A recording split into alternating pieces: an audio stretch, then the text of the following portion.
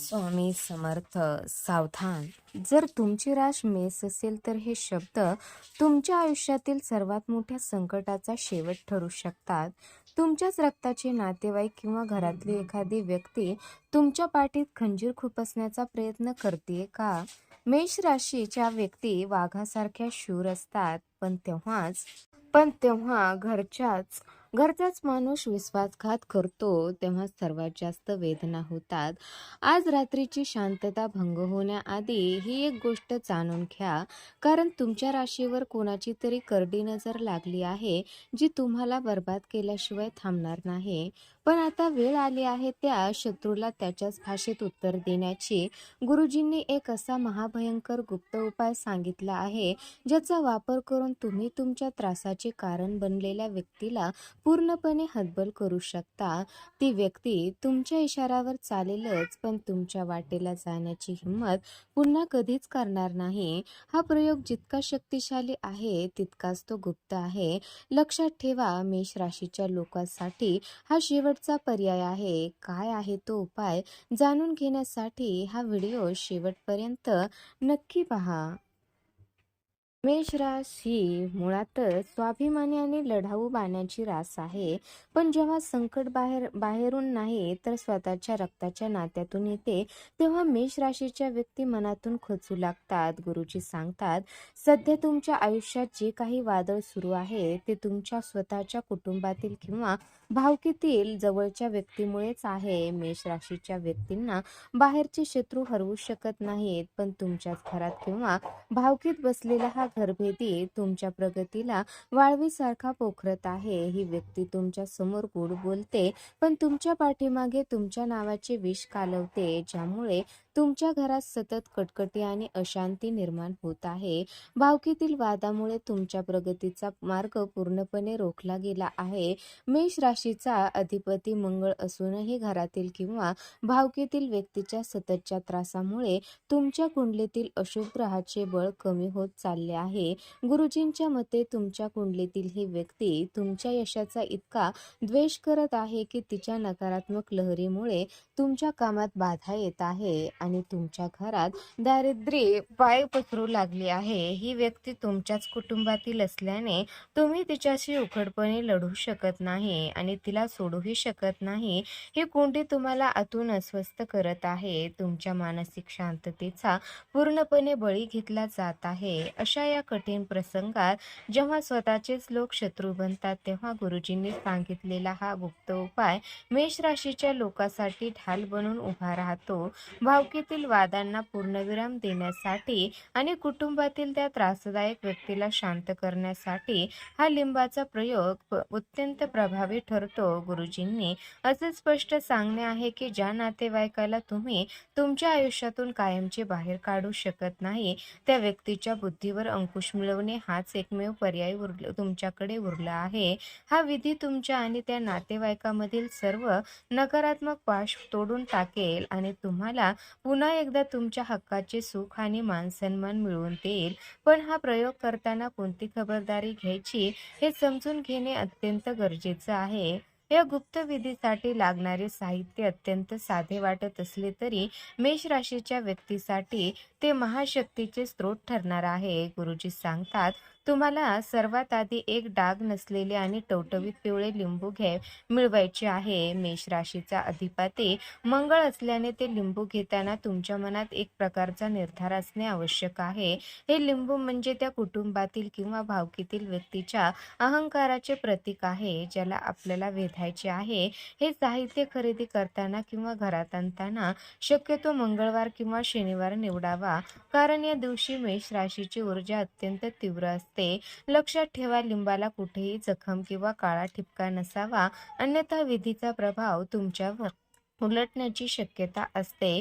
लिंबासोबतच तुम्हाला एक नवीन आणि टोकदार लोखंडी खिळा मिळवायचा आहे. लोखंड हे शनीचे प्रतीक आहे आणि जेव्हा ते मंगळाच्या प्रभावाखाली मेष राशीच्या व्यक्तीच्या हातात येतं तेव्हा ते शत्रूच्या बुद्धीला खीळ घालण्याचं काम करतं. गुरुजींच्या मते हा खिळा वापरलेला नसावा, कारण जुन्या लोखंडात आधीच नकारात्मक ऊर्जा असते. यासोबतच नाव लिहिण्यासाठी काळ्या रंगाचा पेन किंवा शाई तयार ठेवा.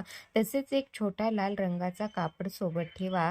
लाल रंग हा मेष राशीचा शुभ रंग आहे, जो या विधीला अधिक शक्तिशाली बनवेल. हे सर्व साहित्य गोळा करताना कोणालाही संशय येणार नाही याची पूर्ण काळजी घ्या, कारण मेष राशीचा हा उपाय जितका गुप्त राहील तितकाच तो त्या नातेवाईकावर जबरदस्त वार करेल. साहित्याची जमवाजमव झाल्यानंतर गुरुजींनी सांगितल्याप्रमाणे ते सर्व एका कोपऱ्यात किंवा कपाटात लपवून ठेवा. हे साहित्य ठेवताना त्याचा स्पर्श जमिनीला होणार नाही याची दक्षता घ्या.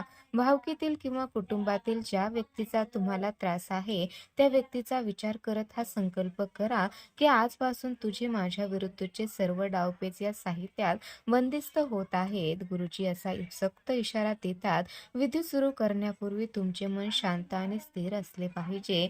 जर तुमच्या मनात भीती किंवा संशय असेल तर हा प्रयोग करू नका. एकदा का तुम्ही हा संकल्प केला की समजा तुम्ही त्या त्रासदायक नातेवाईकाचा अर्धा पराभव केला आहे. आता फक्त गुरुजींनी सांगितलेली ती भयानक तांत्रिक कृती करण्याची वेळ आली आहे. आता वेळ आली आहे त्या प्रत्यक्ष विधीची, जो तुमच्या कुटुंबातील किंवा भावकीतील त्या व्यक्तीच्या छळाला पूर्णविराम देणार आहे. गुरुजी सांगतात, मेष राशीच्या व्यक्तींनी हा प्रयोग रात्रीच्या वेळी किंवा सूर्योदयानंतर लगेच एकांतात करावा. सर्वात आधी तो पिवळा लिंबू हातात घ्या आणि काळ्या पेनने त्यावर त्या त्रास देणाऱ्या नातेवाईकाचे नाव लिहा. नाव लिहित असताना तुमच्या मनातील सर्व संताप त्या लिंबूत उतरू द्या. गुरुजींच्या मते मेष राशीच्या व्यक्तीची इच्छाशक्ती इतकी प्रबळ असते की नाव लिहिताच त्या व्यक्तीची अर्धी शक्ती त्या लिंबात बंदिस्त होते. हा विधी करत असताना तुम्हाला अचानक अस्वस्थ वाटू शकते किंवा खोलीत गारवा जाणवू शकतो, पण डगमगू नका. ही तुमच्या प्रयोगाची शक्ती जागृत झाल्याची लक्षणे आहेत. नाव लिहून झाल्यानंतर गुरुजींनी सांगितलेली सर्वात महत्वाची आणि धाडसी पायरी तुम्हाला पूर्ण करायची आहे. तो लिंबू त्या नातेवाईकाच्या संपर्कात येणे आवश्यक आहे.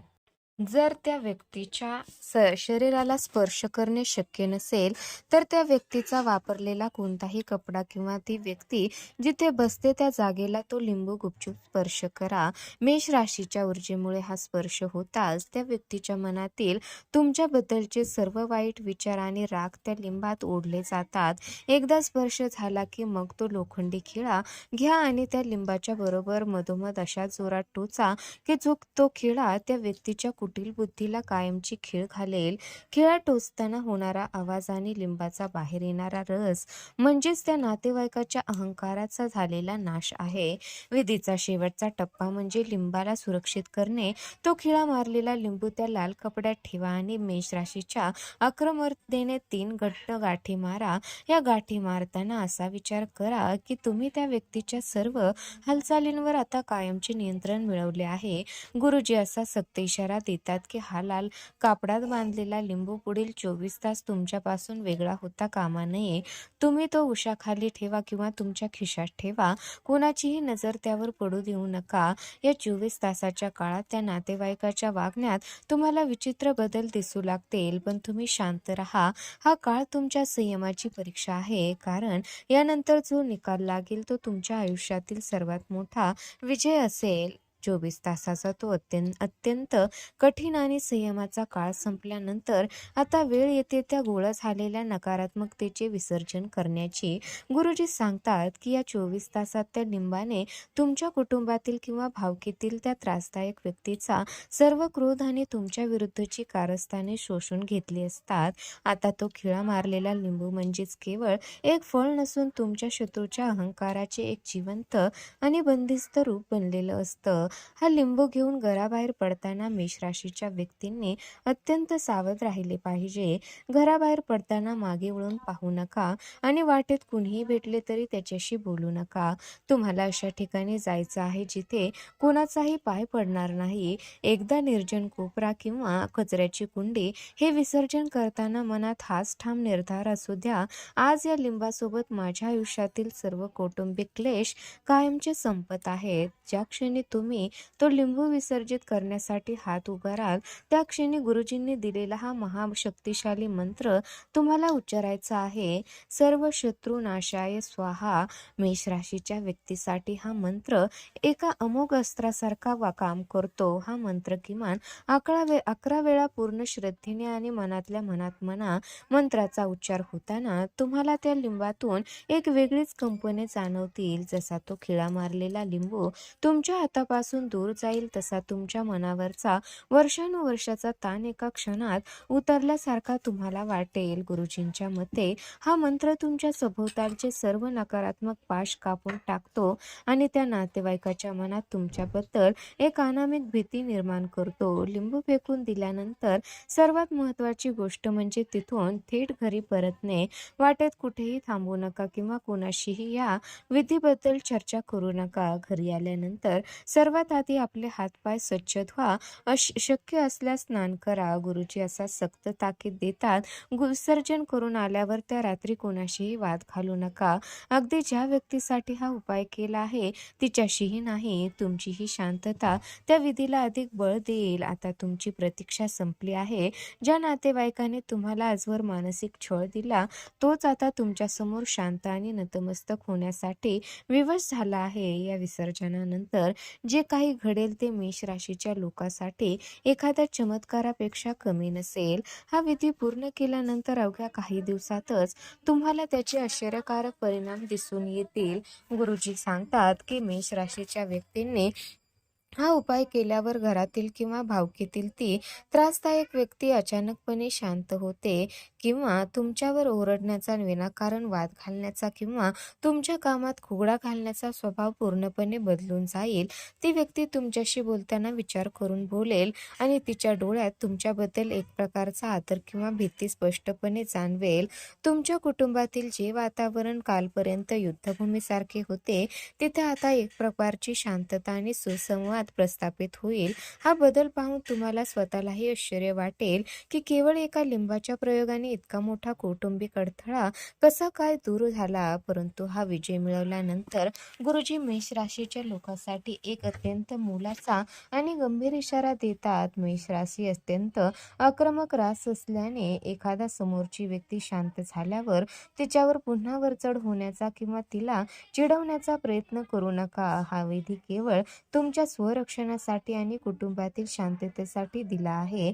जर तुम्ही याचा वापर सूड घेण्यासाठी किंवा कोणाचे हक्क हिरावून घेण्यासाठी केला तर मंगळाचा कोप तुमच्यावर उलटण्याची शक्यता असते. लक्षात ठेवा, शक्तीचा वापर जेव्हा संयमाने केला जातो तेव्हाच ती तुमची प्रगती घडवून आणते. एकदा का त्या नातेवाईकाने तुमच्याशी नीट वागायला सुरुवात केली की सर्व जुने वाद विसरून नव्या आयुष्याची सुरुवात करा. शेवटी गुरुजी सांगतात, श्रद्धा आणि सबुरी हीच कोणत्याही संकटावर मात करण्याची खरी गुरुकिल्ली आहे. हा विधी करताना मनात श्री स्वामी समर्थाचा नामजप सतत सुरू ठेवा, कारण ईश्वरी अधिष्ठान असल्याशिवाय कोणताही तांत्रिक उपाय पूर्णत्वास जात नाही.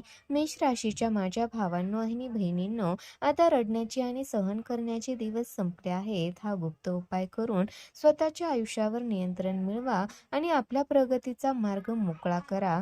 हा व्हिडिओ जास्तीत जास्त लोकांपर्यंत पोहोचावा ज्यांना आपल्याच लोकांकडून त्रास होत आहे. तुम्ही तुमची एक शेअर केलेली माहिती कुणाची तरी उद्ध्वस्त होणारे घर वाचवू शकते. तुम्हाला हा व्हिडिओ कसा वाटला कमेंटमध्ये श्री स्वामी समर्थ लिहायला विसरू नका. व्हिडिओला लाईक करा, जास्तीत जास्त शेअर करा आणि आपल्या चॅनलला सबस्क्राईब करा, जेणेकरून गुरुजीचे असेच मार्गदर्शन तुम्हाला मिळत राहील. धन्यवाद.